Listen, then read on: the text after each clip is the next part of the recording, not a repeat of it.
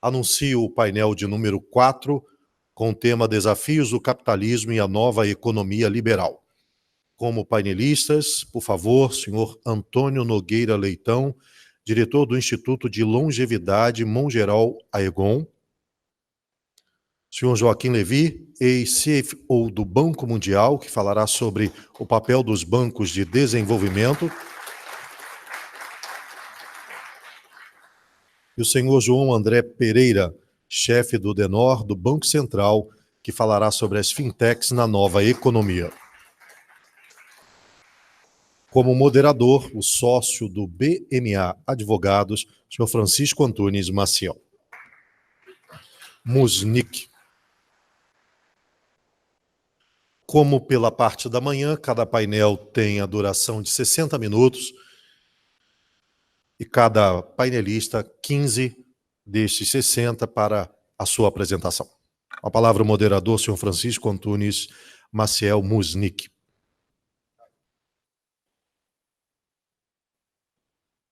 Boa tarde a todos. Eu quero agradecer aos ilustres palestrantes de hoje, Dr. Joaquim Levy, cuja história passada e recente é sempre um motivo de orgulho para todos nós brasileiros, além de ser um grande botafoguense, que o faz ainda uma pessoa de mais valor. Eu tenho o doutor Antônio Nogueira Leitão. Eu não conhecia os palestrantes antes. Muito bem-vindo e obrigado por ter aceito participar desse painel. Dr. Antônio Nogueira Leitão é diretor do Instituto de Longevidade Mongeral Aegon. Eu estou precisando fazer uma consulta nesse instituto em algum momento. Então, para fazer longevidade é uma coisa que me interessa. E temos também o doutor João André Pereira, chefe do DENOR do Banco Central. Muito obrigado pela sua participação, falar sobre as fintechs. Eu queria agradecer ao doutor Tomás Tosta de Sá pelo gentil convite que me fez para estar aqui nesse painel. É um motivo de orgulho e de honra estar na FGV, onde eu também sou professor, com gente jovem, um auditório tão cheio e tão interessado. Sem mais delongas, eu vou passar a palavra para o doutor Joaquim Levy, que fará a primeira exposição. Muito obrigado.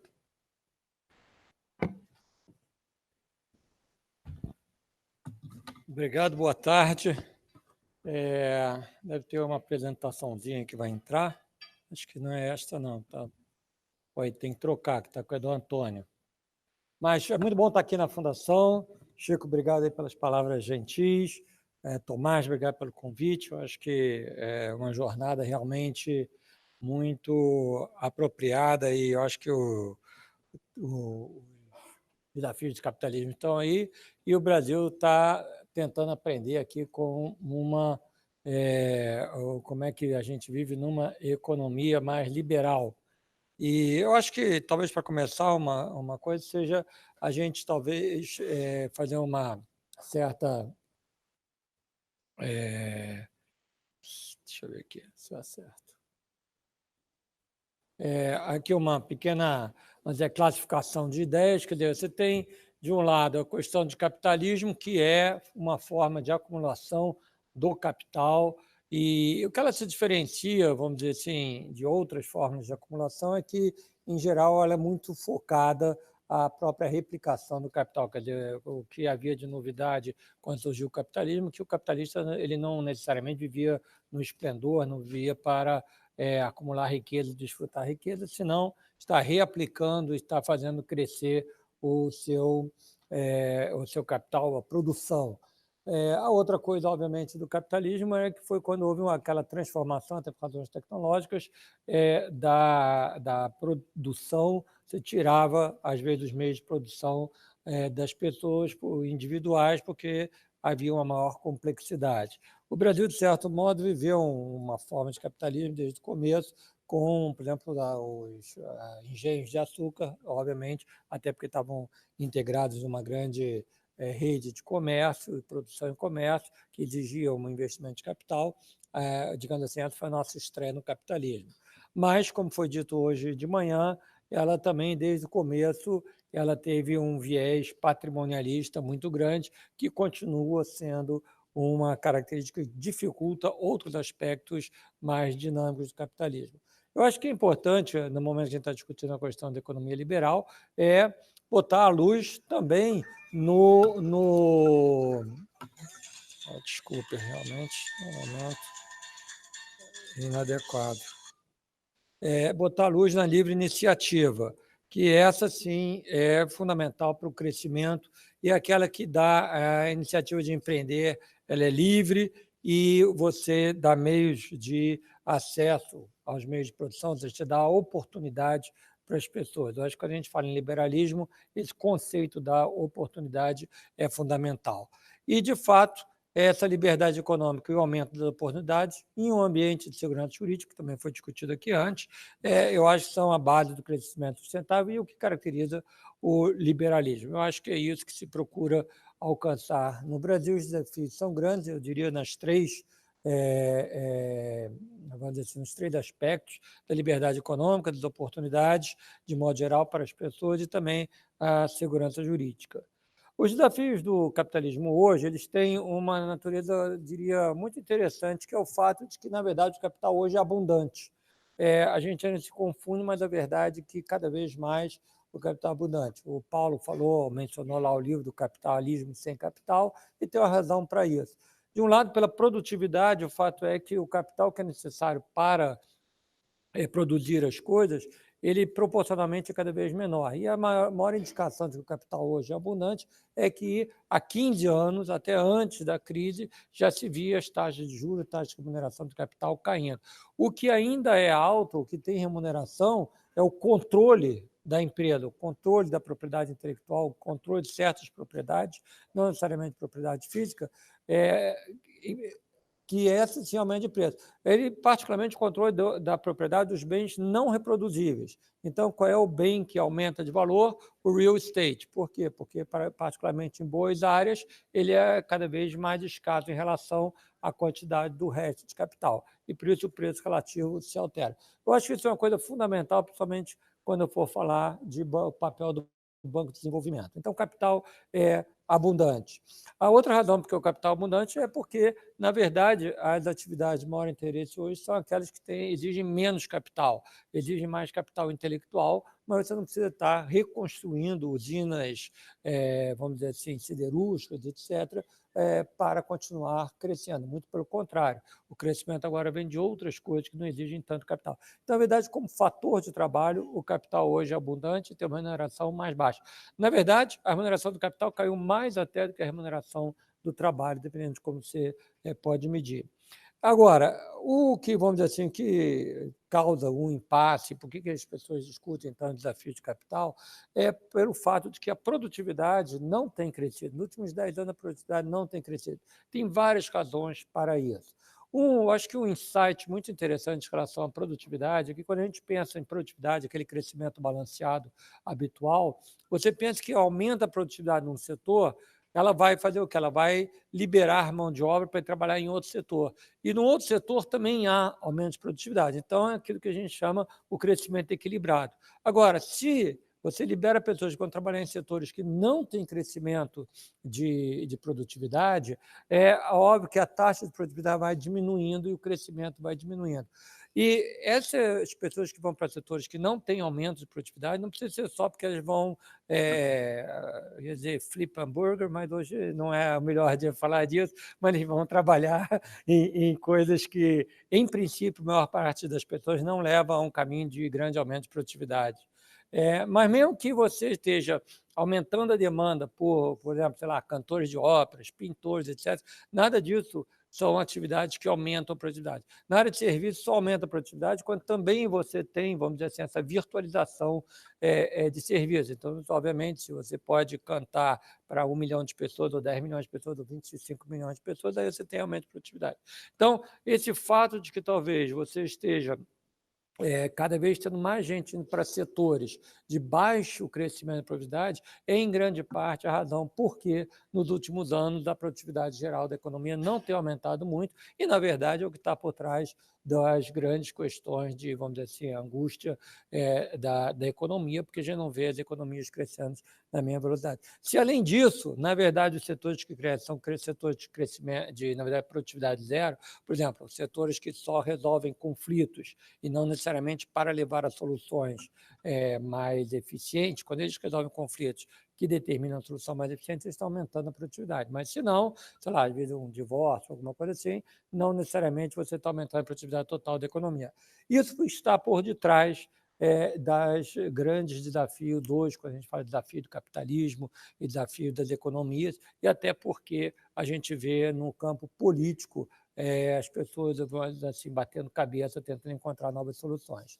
Muito bem, quais as soluções para isso? Uma, certamente, é a questão de você voltar àqueles elementos que eu mencionei da verdadeira economia liberal, que é da competição, você tem a concorrência. Hoje, até pela própria forma de ser desenvolvimento tecnológicos, você tem muito, vamos dizer assim, muitas atividades que têm um grande poder de mercado.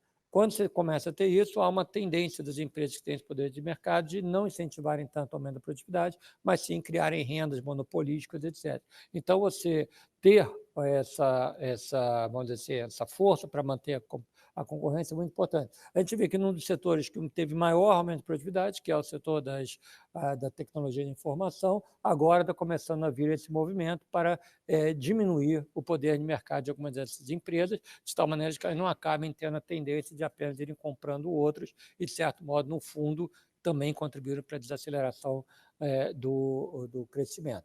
Então, isso é uma parte fundamental da regulação do equilíbrio, que não necessariamente é automático no sistema capitalista, e a gente está assistindo alguns esforços para que isso aconteça. Além disso, eu acho que há uma questão de desenvolver a demanda para criar também uma distribuição de renda que cria uma demanda pelos nossos novos serviços, novos produtos. Mais uma vez, aquela sacada do Ford há 115 anos, há 110 anos atrás, continua atual. Se você não cria salários, se não cria demanda suficiente, não adianta você ter o progresso tecnológico, porque você não vai ter crescimento econômico. E, finalmente, é uma questão de se pensar cada vez mais verdadeira. Esses últimos semanas a gente tem visto várias, vamos dizer assim, de expressões disso. A questão de certos limites físicos, e aí tem a ver com o próprio meio ambiente, capacidade de você, das economias, continuarem crescendo em um ambiente de aquecimento global, em que há uma série de pressões em vários setores. Muito bem, as oportunidades que tem em relação a isso. Obviamente, tem a tributação de renda, é uma das maneiras de você reequilibrar o poder aquisitivo. Muito importante, talvez a mais importante, acho que foi discutido antes, a questão de você manter tanto a concorrência quanto você focar na questão do capital humano. Foi falado antes daí a questão da Alemanha e outros países, sem você ter uma grande proporção da população capaz de viver, vamos dizer assim, num mundo muito mais conceitual, será muito difícil você manter o crescimento da produtividade. E eu vou mencionar mais uma vez a questão de você pensar a questão ambiental, porque ela vai começar a pesar na capacidade de crescimento econômico. E, por outro lado, se você reverter e vir isso como uma oportunidade de novas tecnologias, novas abordagens, você, na verdade, poderá aumentar a produtividade da economia. Eu acho que um exemplo disso, sem dúvida nenhuma, são as energias renováveis, cuja eficiência nos últimos 5 ou 10 anos, na verdade, modificou o equilíbrio em relação à energia fóssil e deve continuar. É mais um exemplo de uma combinação de desenvolvimento tecnológico com, em alguns lugares, inclusive no Brasil, você criar um ambiente de segurança jurídica, às vezes até de um apoio financeiro e de coordenação para a implementação dessas novas tecnologias. No caso do Brasil, eu acho que é importante, quando você pensa em aumento de tecnologia, o nosso novo capitalismo, ter essa questão ter a questão do meio ambiente. Deixa eu rapidamente fechar aqui com a questão do papel dos bancos de desenvolvimento. O Banco de Desenvolvimento vão continuar a ser importante. Apesar de a gente estar num mundo em que o capital é abundante, ele não chega sempre no lugar que ele deve chegar, exatamente pelas imperfeições de mercado. No caso, no Brasil, acho que o colega do Bacen também vai expandir isso, a possibilidade de você democratizar mais o acesso ao crédito é muito importante. O Brasil tem uma questão fundamental que não é culpa de ninguém, mas o fato é o seguinte: os depósitos estão nos grandes bancos, o que significa que o acesso a recursos estáveis, baratos, para os bancos pequenos é muito limitado. E um banco que depende apenas do mercado de atacado para se financiar sempre terá problemas de ser competitivo e de conseguir financiar os pequenos em outros lugares. E é por isso que, por exemplo, o BNDES tem um papel muito importante. Através, particularmente, dos recursos do FAT, ele é capaz de irrigar com esses recursos uma porção de bancos médios, pequenos, de bancos cooperativos que chegam lá na ponta e que só podem emprestar em condições competitivas se eles têm acesso a fundos, recursos estáveis e relativamente baratos. Não precisa ser subsidiado. Tá certo? Há novas formas de você estar atacando esse mercado, mas em termos de volume, acho que hoje, apesar do desenvolvimento da fintech, ainda não se consegue substituir, por exemplo, o trabalho que o BNDES faz junto com bancos cooperativos, etc. A outra coisa é o financiamento das empresas médias. Aqui há um trabalho que deve ter sido falado durante a manhã, não há a menor dúvida de que levar aqui a indústria 4.0 para as empresas médias com um componente de tecnologia fundamental, é o que, por exemplo, o Banco de Desenvolvimento Alemão faz e que eu espero que cada vez mais o BNDES aqui no Brasil faça. Eu não vou falar sobre a infraestrutura, hoje já devem ter falado, a gente fala disso todo dia. O papel é insubstituível exatamente pelo elemento de coordenação, pelo elemento de mobilização dos mercados de capital. E, como eu estava falando, um grande desafio, obviamente, é a questão da mobilidade urbana e de saneamento, onde o financiamento privado tem maior desafio, porque você não consegue recuperar num prazo relativamente curto todo o investimento que é feito. No caso do saneamento, até a privatização, acho que no Brasil hoje tem condições de dar respostas muito positivas.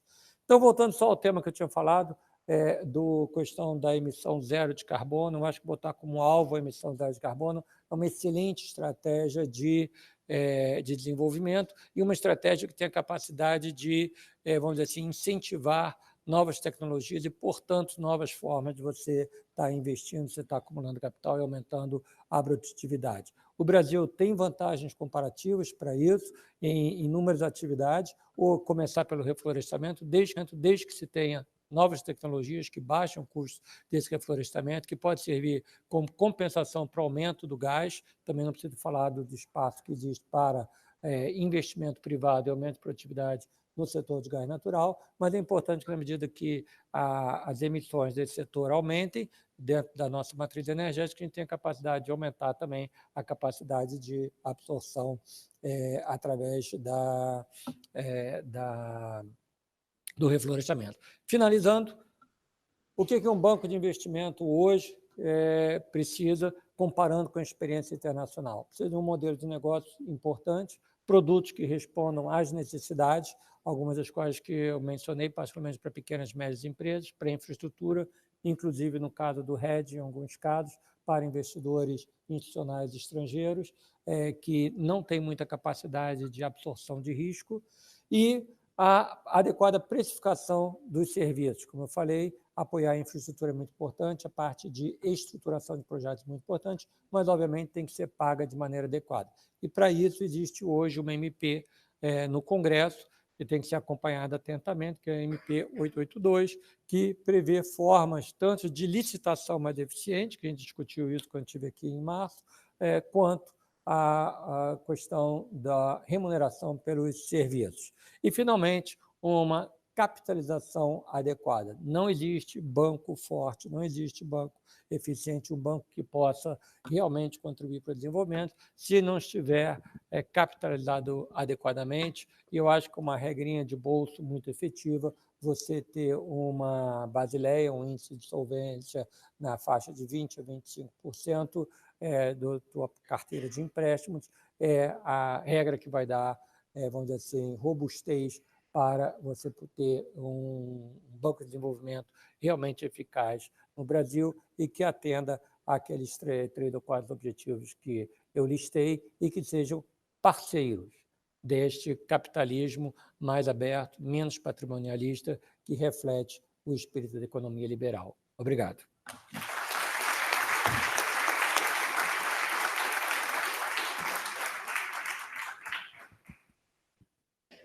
Nosso palestrante enfatizou com muita propriedade a necessidade de educação. Sem educação, a gente não vai conseguir ter produtividade. E, além disso, é importante pensar no meio ambiente. Você sabe que hoje tem várias emissões de títulos já que são green bonds, que a gente chama, que são títulos que são adequados à capitalização das empresas e que têm uma série de vantagens do ponto de vista de meio ambiente e financeiras para as empresas que os emitem. Eu vou passar a palavra para o nosso doutor João André, do Banco Central, que também vai nos brindar com 15 minutos e falar sobre as fintechs e como é que o Banco Central está se posicionando em relação a todos esses bancos novos, Neon, Nubank, como é que... O Brasil tem um sistema concentrado. Espero que você aborde que talvez a desbancarização seja uma grande solução para nós todos. Bom, acho que essa é a aposta, está indo um pouco nesse sentido mesmo. Bom, acho que qualquer coisa eu queria agradecer, né, o convite da Fundação Getúlio Vargas, em especial o Dr. Tomás Tossa de Sá. O seminário tem sido bastante interessante, né, e é uma honra para mim participar desse evento e falar aí de um tema que está na moda, que é atual, que é relevante, né. O meu objetivo aqui, como eu sou do Banco Central e da parte de regulação, é passar o ponto de vista da regulação nesse ambiente de inovação e tecnologia. Eu vou ser um pouco repetitivo, né, em relação ao que o diretor João Manuel ele comentou aqui, mas é importante a gente reforçar a agenda do Banco Central nesse aspecto. Tá? Eu vou tentar ser breve, vou dividir aqui meus 15 minutos em 3 partes. Então, primeiro, um contexto em que eu vou falar um pouco o papel do Banco Central, então a visão, e aí um viés de regulação. Depois, entrar numa questão da agenda, né, a discussão das fintechs efetivamente, então algo mais prático, algo mais concreto de agenda. E finalmente aqui, olhar um pouco para frente, a agenda prospectiva, que o próprio João Manuel bem colocou aqui com alguns projetos que eu acho que são importantes e vão ter um efeito bastante relevante para o sistema financeiro. Bom, as fintechs, elas são a parte importante de uma agenda maior de reforma bancária, que tem como base a tecnologia e inovação, né? O objetivo no final aqui é trazer um ambiente competitivo e inclusivo para o sistema financeiro. Então, a gente está falando aqui em redução de custos, né? Então aumento de eficiência, né, no processo de intermediação. Está falando redução de spread, então custo para o tomador final, e melhores serviços financeiros e para mais pessoas. Então, também uma questão de inclusão. Então, no final, com impacto na produtividade, né? Como o João Manuel ressaltou, a gente tem sim espaço no sistema financeiro para melhora na competitividade. O Banco Central tem se debruçado sobre o tema. A gente tem alguns artigos na nossa revista de economia bancária em que se tem essa análise de concentração e competitividade. De fato, há competitividade em alguns produtos, principalmente de crédito, que a demanda é mais sensível a alterações de preço, né, e poder de mercado. Mas, por outro lado, a gente vê que também é pouco sensível na parte de serviços, então a demanda é menos sensível a isso. Então, a gente tem sim bastante espaço para melhorar essa parte de competitividade do sistema financeiro. Bom, ao mesmo tempo, esse espaço que pode ser tratado, ele deve ter impacto relevante na produtividade. Tem um trabalho bastante interessante do fundo Monetária Internacional, que trata, né, que avalia o Brasil num aspecto, no caminho para a recuperação. Um dos capítulos ali trata de um modelo de priorização de reformas, né, incluindo a reforma bancária, várias outras, que se tenta quantificar ali alguns indicadores, né, com uma base de vários países, e verificar ali, estimar o impacto que se tem na produtividade. E o resultado é bem interessante, que o impacto é relevante, você tem um impacto significativo ali, ao mesmo tempo você tem uma outra dimensão que é importante nessa reforma, que é a aceitação popular. Então, é algo que pode ser feito e que pode trazer resultados efetivos. Agora, como é que a gente aumenta essa eficiência, né? Qual que é o papel da regulação bancária, qual que é o papel do Banco Central nesse processo? E, na minha visão, o que a gente está buscando, o que a gente tem buscado, é uma regulação mais moderna, dado esse contexto todo, essa dinâmica que a gente vive da inovação e de tecnologia. Então, algumas premissas aqui desse processo de regulação.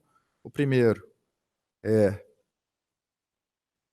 a livre iniciativa, então, regular o mínimo possível, então, efetivamente, buscar entrar somente quando tiver realmente falhas de mercado e problemas de coordenação. É claro que o sistema financeiro é um segmento diferente, todos sabem, né? A gente tem a questão da fragilidade natural do sistema financeiro e por construção, é um segmento bastante regulado, então a gente sempre vai ter que olhar a nossa missão de estabilidade financeira, sempre vai olhar essa questão. A gente tem a prevenção à lavagem de dinheiro, tem a questão toda de risco de conduta, e hoje a questão muito relevante nesse processo, que é o risco cibernético também. Então, é claro que a regulação vai estar sempre bastante atenta a esses aspectos, mas o objetivo é permitir um melhor funcionamento, né, uma livre iniciativa, a entrada de novos agentes para contribuir no mercado de crédito. Um segundo ponto, e aí tentando equilibrar essa questão da eficiência e do risco sistêmico, né, da estabilidade financeira, é uma regulação proporcional. O próprio João Manuel também comentou, a regulação ela tem que ser proporcional à complexidade operacional de cada instituição e proporcional ao risco que cada instituição traz. Então, é natural que se tenha uma regulação com menos custo de observância para aquelas instituições que são menores, né? E aqui a gente está falando das fintechs. Não se está falando de redução de capital, não se está falando em flexibilização prudencial, se fala menos custo de observância para quem pode ter menos custo de observância. Em terceiro, a regulação tem que ser inclusiva, e eu falo em todos os sentidos, tanto no aspecto do cliente do serviço bancário, que tem que ser alcançado, como dos entrantes, né, dos novos agentes que começam a fazer parte do sistema financeiro. Então, aqui fomentando de forma mais efetiva a concorrência, a competição. E a regulação tem que ser dinâmica e flexível, porque nesse ambiente se tem que ajustar com muita velocidade às novas realidades, a dinâmica da inovação, de forma a suportar, de forma a permitir que ocorra, de fato, a inovação nesse segmento. E isso tem que ser feito de forma bem próxima do mercado, é o que se tenta bastante fazer, com muita conversa com todos os agentes, para corrigir o curso de qualquer definição de ações que estão sendo propostas pelo Banco Central. Se aumentou bastante o número de consultas públicas também, até para se conseguir também ter essa sensibilidade, né? Então, é um aspecto bastante importante. Por fim, a questão da transparência, a agenda tem que ser previsível, tem que ser transparente, ser colocado a público, de forma também a deixar claro a direção que você está seguindo, e se permitir correções, né, interação com o próprio mercado. Essa foi a ideia da Agenda BC+, o antigo diretor, o presidente Illo, agora reforçada, né, e modernizada, com a Agenda BC Hash, pelo presidente Roberto Campos, e ali se mostra um caminho bem definido que a gente está seguindo, E, de novo, as fintechs, né, essas empresas que chegam para trazer mais eficiência para o processo, elas são ponto-chave. O foco em inovação, né, foco em tecnologia e melhorar o ambiente de competição. Bom, esse caminho ele já vem sendo perseguido, né, pelo Banco Central. A gente já tem várias iniciativas que vem tratando desse processo de inovação e tecnologia. É básico, né? O primeiro passo que tem que ser dado é um processo, promover o processo de digitalização. Então, várias ações foram feitas aí nessa linha, por exemplo, a abertura de conta digital. Hoje se consegue abrir por meio eletrônico as contas. Uma parte de digitalização de documento, que parece bem básico, né? Mas é bem recente essa possibilidade de se transformar os documentos, digitalizar esses documentos que são físicos, né, em papel.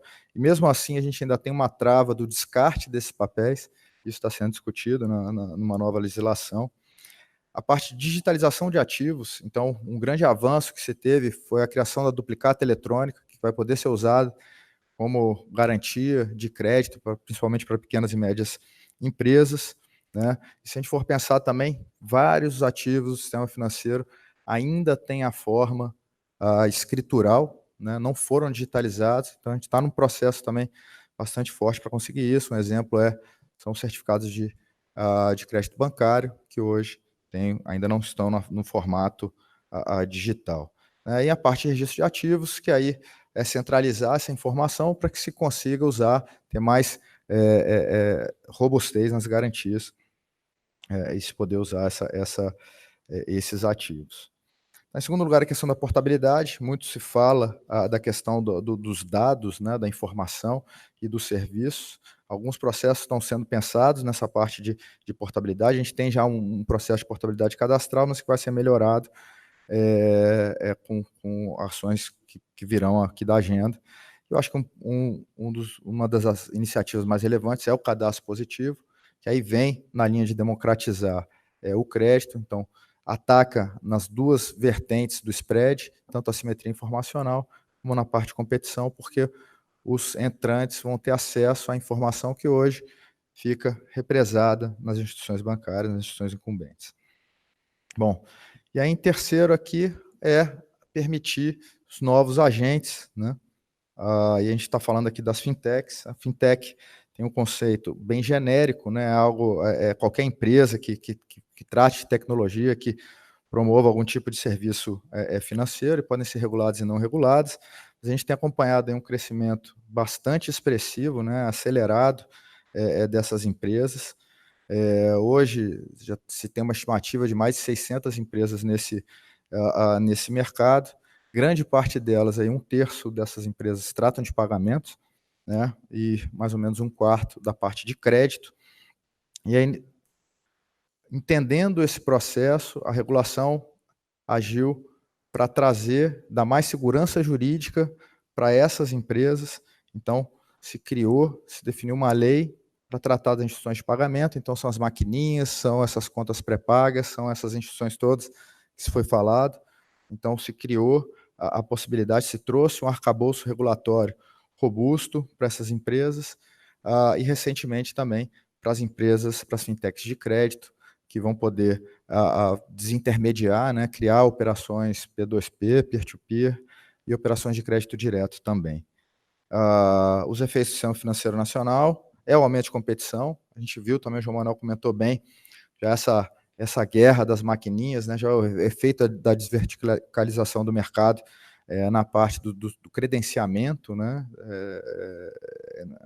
no segmento de pagamentos, e foi de extrema importância para a inclusão de microempreendedores, de pequenas e médias empresas, né, de estender aí as suas atividades.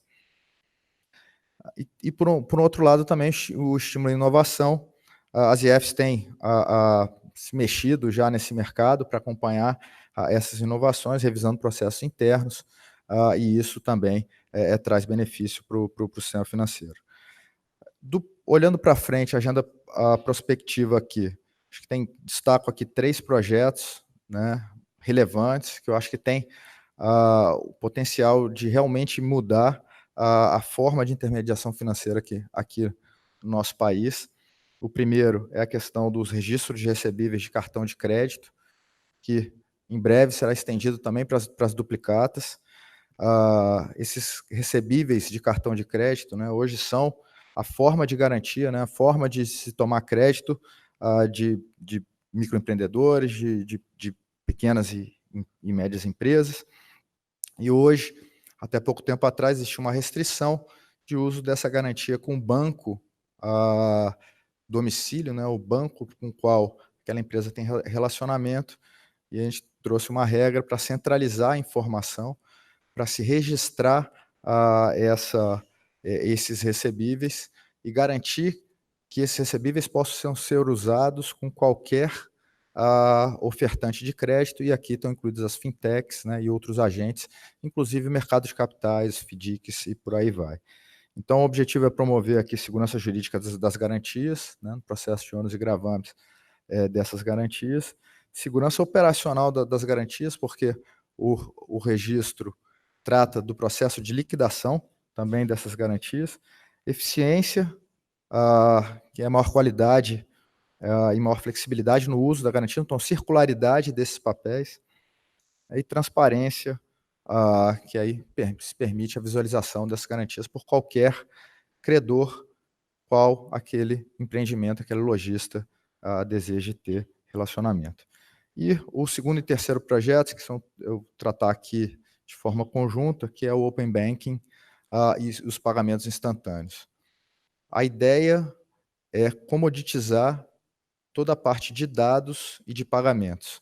Então, é trazer um ambiente de compartilhamento de informação, é lógico, sempre a critério do cliente, porque a sensibilidade da informação, né, e a proteção dos dados pessoais é algo muito relevante, está em lei atualmente, mas garantir que a critério da empresa, a critério do lojista, a critério da pessoa física, se tenha um ambiente compartilhado e se possa ter, num ambiente só, toda a sua informação centralizada, né, e que se possa ser usada para agregar valor e para utilizar da melhor forma possível para benefício do cliente. A mesma coisa para o serviço de pagamento, com pagamentos instantâneos, haverá também a possibilidade de pagamentos a qualquer momento, né? 24 horas, 7 dias por semana, sem um entrave na questão de ter que esperar de um dia para o outro, qualquer coisa desse tipo.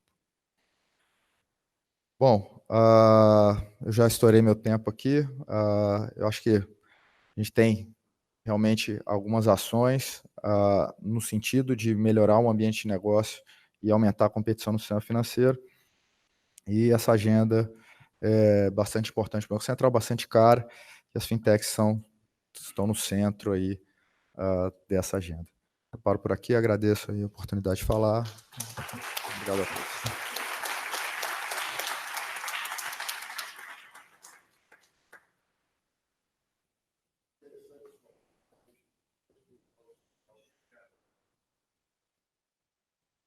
Interessante sua abordagem, ver que o Banco Central está interessado em aumentar essa competição, em plastificar o crédito no táxi, em tudo que é lugar que você vai hoje. Às vezes você nem sai com dinheiro na carteira, né?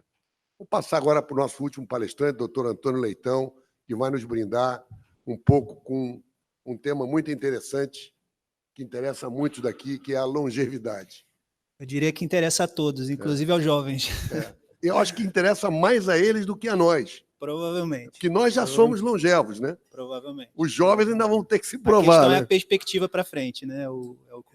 Bom, obrigado, Tomás, ao convite aí ao Instituto de Longevidade de participar dessa atividade. Só uma pequena correção, eu sou gerente e não diretor do Instituto, como consta aí na programação. Onde está o passador? Desculpa. Está aqui. Ok. Então, brevemente sobre o Instituto de Longevidade Mongeral Aegon, nós somos uma organização sem fins lucrativos mantida por um grupo de serviços financeiros, que é o Grupo Mongeral Aegon, e nosso propósito, né, é trazer propostas e ideias que possam ser implementadas efetivamente, no sentido de aumentar a preparação do Brasil, dos indivíduos, enfim, do país, em todos os seus âmbitos, para esse desafio ligado à transição demográfica, ao envelhecimento populacional, né? A gente entende que há impactos, né, econômicos, sociais e comportamentais importantes dessa transição, e a gente quer botar ideias para debate e que possam ser implementadas efetivamente. E eu vou, ao fim da minha fala, dentro dessa temática específica do trabalho do aposentado, justamente apresentar a vocês uma dessas propostas que nós desenvolvemos. Pensando no tema do nosso painel, né, desafio do capitalismo e nova economia liberal, associado a essa temática específica, né? Bom, acho que eu não sou economista, mas fazendo uma reflexão, né, eu entendo que um dos desafios do capitalismo certamente é gerar oportunidades e riquezas e possibilidade para que os indivíduos participem do processo produtivo e apreendam parte dessa riqueza. Temos de nova economia liberal também, enfim, há toda uma discussão certamente feita muito melhor pelos meus colegas, mas que eu entendo que essas novas formas de trabalho, né, o mundo do trabalho está em mutação, né, essa é uma característica dessa nova economia liberal, e a gente vem com o vetor do envelhecimento populacional, né, colocado aí interagindo com isso. E aí, a título de começar a nossa reflexão, eu formulei aqui 2 perguntas, né? Por que gerar oportunidades para aposentados e idosos nesse mundo do trabalho que está em mutação, e como gerar essa oportunidade para esse segmento, né? Aí eu vou fragmentar aqui a minha apresentação em torno dessas 2 perguntas. Em termos de porquê, né, a pergunta é cabível no sentido de que, em princípio, o aposentado é um indivíduo que está fora do processo produtivo, né? Ele não faz mais parte da população economicamente ativa. E aí, para a gente avançar nessa reflexão, eu convido rapidamente a uma análise desses dados que estão projetados aí, né? Eles remetem ao quê? A idade média em que um indivíduo se aposenta no Brasil, no regime geral, por tempo de contribuição, seja no melhor cenário, em termos de benefício, né? Aos 54 anos, com uma sobrevida de 25 anos, então ele pode esperar viver até os 79, né? E com um benefício médio não de 1,4, que como está aí, desculpa, esse dado está errado, é 1,9 mil reais. Essa é a situação de um indivíduo que se aposenta. E o fato é que, efetivamente, inúmeras pesquisas mostram isso, que muitos dos aposentados que seguem trabalhando o fazem porque essa renda não é suficiente. Ou seja, eles simplesmente precisam continuar ativos para complementar a sua renda, para aumentar a sua renda. Isso é o que essa pesquisa, por exemplo, da SPC, Confederação Nacional de Logística, de dezembro do ano passado, nos mostrou. Então, há um primeiro porquê de fomentar ou de discutir e de propor ações em torno do trabalho aposentado, está colocado em torno disso, né? É necessário complementar a renda dos indivíduos que estão aposentados. E um segundo vetor, não menos importante, e aí a gente traz como elemento de discussão essa pesquisa que nós realizamos no Instituto de Longevidade todos os anos, é uma pesquisa chamada Pesquisa de Preparo para a Aposentadoria. Ela é realizada globalmente em parceria com a Aegon, que é sócia da Mongeral. A Aegon também é uma companhia de serviços financeiros com sede na Holanda, mas que tem presença em vários países do mundo. A gente realiza essa pesquisa onde a gente traz para as pessoas, para as populações dos países investigados, perguntas a respeito das suas expectativas para o seu futuro financeiro, para a sua segurança financeira, para o que elas aspiram, né? Enfim, nas suas idades mais tardias. E uma das perguntas é exatamente essa: quais são as aspirações, no caso que a gente está trazendo o dado do brasileiro, mas essa pergunta é feita justamente nesse âmbito global, quais são as suas aspirações para a sua aposentadoria? E a gente vê uma tendência crescente as pessoas a responderem que elas não se veem parando de trabalhar abruptamente, ou seja, elas não se veem, enfim, me aposentei e parei, saí do processo produtivo. Não.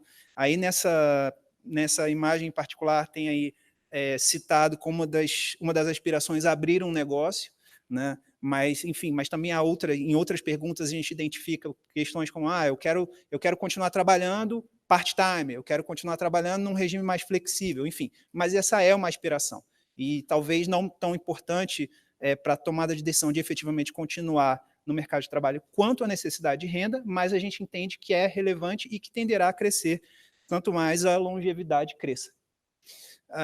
Isso, né, os porquês do lado do indivíduo.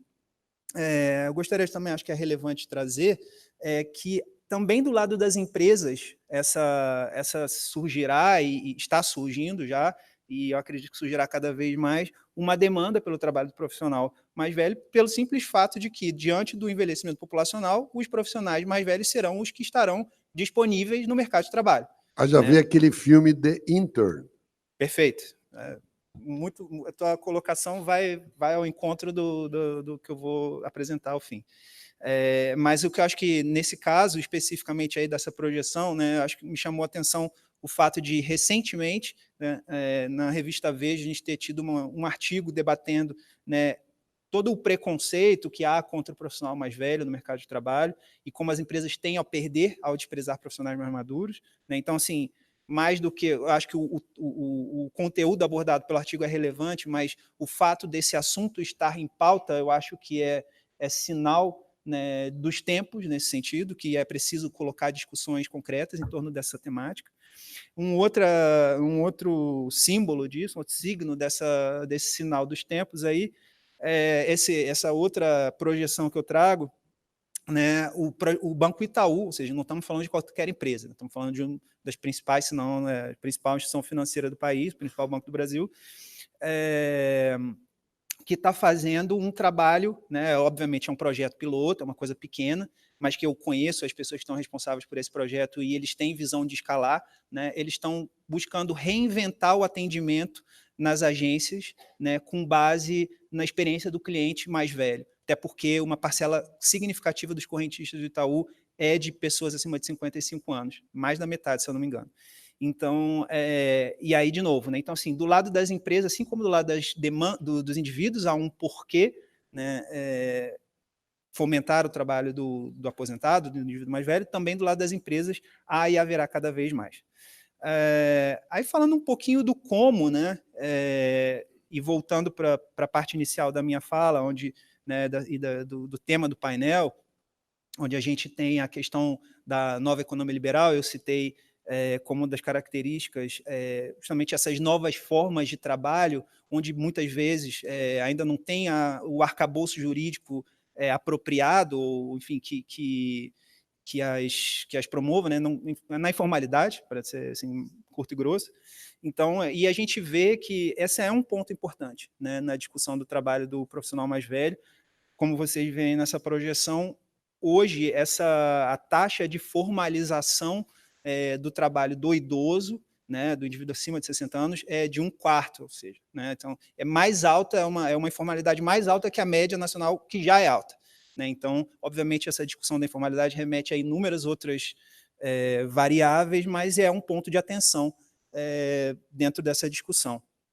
E nem todos, né, embora a gente veja que uma parcela cada vez maior de indivíduos na sua vida profissional tardia se valem dessas formas de economia compartilhada, né, gig economy, para fazer e complementar a sua renda, nem todos conseguem ou têm as competências necessárias para fazê-lo. Então, assim, o ponto em torno do como, a meu juízo, está muito nessa questão da informalidade e buscar viabilizar alguma segurança jurídica mínima para o trabalho desse profissional.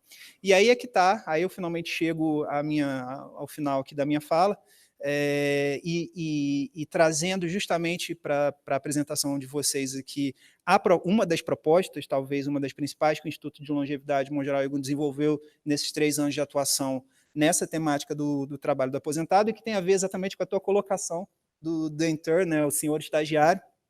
Né, a gente desenvolveu, em parceria com a Fundação Instituto de Pesquisas Econômicas, do ponto de vista técnico, e capitaneado pelo professor Hélio Zilberstein, que é uma sumidade aí na economia do trabalho, e pelo professor Nelson Manrich, da Faculdade de Direito da Universidade de São Paulo, esse projeto de lei, chamado Regime Especial de Trabalho do Aposentado, que advoga o estímulo à contratação de pessoas que tenham mais de 60 anos e que sejam aposentadas. Dentro da formulação, há esses critérios que a gente... E que são exatamente a formalização, seria uma forma de tornar concreto essa participação à luz do filme, né? Então, assim, o que a gente advoga é um regime de carga horária reduzida, com alocação flexível dessas horas de trabalho, né? E com algum estímulo ao empregador, já que esse indivíduo é aposentado, por exemplo, que ele estaria isento, o empregador estaria isento das contribuições previdenciárias, por exemplo. A gente não advoga uma reserva de mercado, não advogamos cota, é apenas que a empresa possa fazer essa contratação até um limite do seu total de força de trabalho. E, enfim, então esse é um dos exemplos do que o Instituto de Longevidade vem fazendo nessa discussão. Um outro exemplo, já que acho que eu tenho mais um minuto só para citar, a gente está com uma parceria com o Sebrae Rio de Janeiro, inclusive tinha alguém aqui mais cedo, até gostaria de tê-lo encontrado, se estiver por aí, depois me procura. A gente está desenvolvendo uma capacitação em empreendedorismo para pessoas acima de 55 anos. Então, essa é alguma das iniciativas. Agradeço a oportunidade para falar. Obrigado.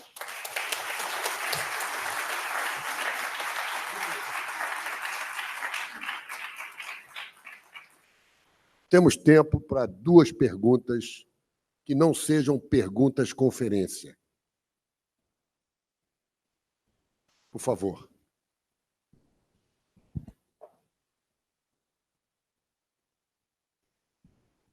Boa tarde, meu nome é Herbert. A pergunta é para o Joaquim Levy. Primeiramente, parabenizado pelo trabalho como ministro da Fazenda em 2015 e que o senhor elaborasse sobre a política de reajuste do salário mínimo no ano de 2015, que na época o Nelson Barbosa negou que havia uma mudança de política no reajuste, e que se você acha que caso a sua agenda fiscal tivesse sido aprovada pelo Congresso, se o Brasil teria encarado 2 anos de recessão e 3 anos de estagnação.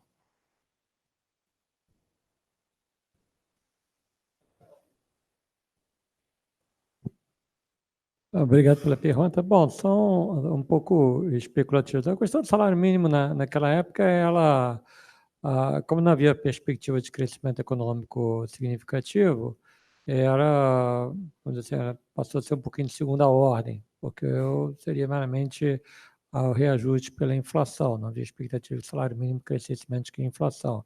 A regra de crescimento pelo crescimento econômico e não pela produtividade tem um inconveniente de realmente, vamos dizer assim, levar uma aceleração do salário mínimo que acaba apertando, pode no longo prazo apertar as empresas. O ideal é que cresça com a própria produtividade, que não é uma coisa muito difícil de ser medida. Em relação à questão fiscal, eu acho que certamente, se tivesse na época evoluído mais uma agenda de equilíbrio fiscal, mesmo entendendo a parte cíclica que existia, que é inevitável, facilitaria. Eu acho que o fiscal é uma parte importante da mudança da nossa estrutura econômica, do funcionamento da nossa economia, em parte que está sendo tratada agora pela, vamos dizer assim, essa agenda liberal de dar maior concorrência, maior flexibilidade, mas você ter confiança de que você não vai estar vivendo uma crise fiscal que poderia afetar, digamos, a propriedade ou outras formas de funcionamento da economia, é muito importante para as pessoas estarem dispostas a investirem. A verdade é que, desde 2014, praticamente ninguém investe no Brasil. Só há investimento de estrangeiros, alguns brasileiros, mas estrangeiros comprando ativos já feitos, mas ativos novos, o investimento continua muito pequeno. E eu acho que, enquanto houver incerteza fiscal, é difícil as pessoas se animarem para tirarem do seu próprio dinheiro e botarem em novas empresas. Obrigado. Mais uma pergunta, por favor. Vou dar aquele senhor lá em cima. Você mesmo. Sem ser pergunta à conferência, por favor.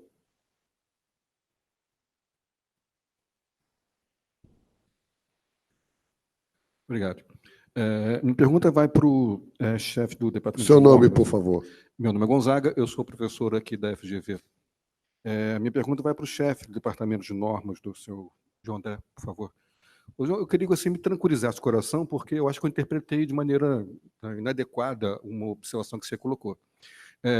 Eu entendi que o ponto de vista do Banco Central a respeito da criação de um ambiente de normas em que pudesse levar tranquilidade jurídica para novos investimentos na área de fintechs, ele estaria não mais sob o ponto de vista de uma ação proativa, mas sim aguardando o posicionamento do mercado, dos agentes econômicos, para só então efetuar uma determinada atividade. Eu acho que eu interpretei errado. Então, a pergunta é a seguinte: há algum estudo dentro do Banco Central no sentido de criar um ambiente jurídico favorável à utilização de rede de blockchain, para que dentro delas possam ser criados criptoativos que permitam o financiamento dessas novas estruturas? Bom, deixa eu primeiro esclarecer aqui que a minha colocação foi de estar junto do mercado para entender quais são as necessidades e agir de forma mais tempestiva possível. Lógico, se for de uma maneira proativa, esse é o melhor dos mundos. Nem sempre é possível, mas o importante é estar atento a todos os movimentos de mercado. Então, que fique claro que a gente tenta não trazer problemas, né, mas tentar trazer soluções o mais rápido possível. Sobre a questão da discussão do blockchain, acho que essa discussão é bastante viva em vários aspectos. A gente está passando por um processo de tokenização da economia, né, e isso é o que está bem vivo, né, está sendo bastante discutido. A gente tem algumas iniciativas do Banco Central, tem algumas provas de conceito. Primeiro, alguns testes aí para a própria, né, questão da moeda. Nosso departamento de informática, junto com o departamento do sistema de pagamentos.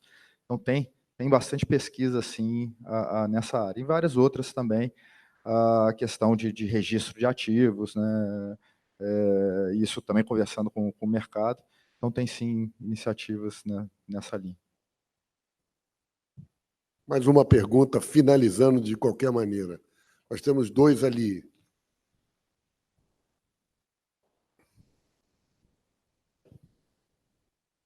Boa tarde, meu nome é José e a minha pergunta vai ao Levi. O tópico Desafios do Capitalismo e Nova Economia Liberal. Levi, na Ásia, principalmente na China, existe uma grande movimentação por parte do Estado de estar assumindo uma posição no qual chegou a hora de voltar-se para o cenário interno. Então, isso acabou sendo refletido até nos números que acabaram de ser divulgados, que tem um crescimento abaixo esperado, ficou em 6,2% no semestre. Então, na sua opinião, esse fenômeno de retração da economia na expectativa global é algo que já ocorre somente em países que têm um certo patamar de competitividade, como é o caso da China, ou em países como o Brasil, que não estão no mesmo patamar ou nível para competir de igual para igual? Isso tem que partir diretamente da iniciativa conjunta privada e pública? Eu acho que, em geral, o governo tem um papel importante. O governo tem um papel de coordenador e facilitador. E eu acho que o capitalismo, sei lá, desde os tempos lá da Rainha Elizabeth I, trabalha bem se o governo estabelece quais são as regras e dá espaço para as pessoas atuarem. Então, no caso da China, a capacidade do governo ter mudado alguns de seus planos de crescimento até para acolher e estimular a economia 4.0, toda essa parte de inteligência artificial e tal, que foi realmente chegou um pouco como surpresa, mas o governo reagiu de maneira rápida e apoiou as empresas. Eu acho que é um exemplo de como que o governo pode trabalhar junto com o setor privado, desde que haja os incentivos corretos.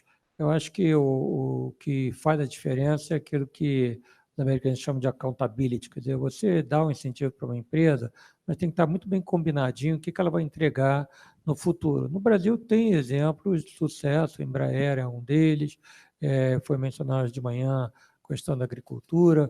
Há casos em que havia assim, a relação entre a expectativa do que o setor privado ia devolver, dado um certo ambiente que o Estado criou, era claro. Em outros, é muito mais disfuncional. E o resto, o que o governo tem que fazer é simplificar a vida, tipo fazer uma reforma tributária que diminui o custo de pagar imposto e coisas do gênero. Obrigado. Queria uma salva de palmas muito grande para os palestrantes. Muito obrigado.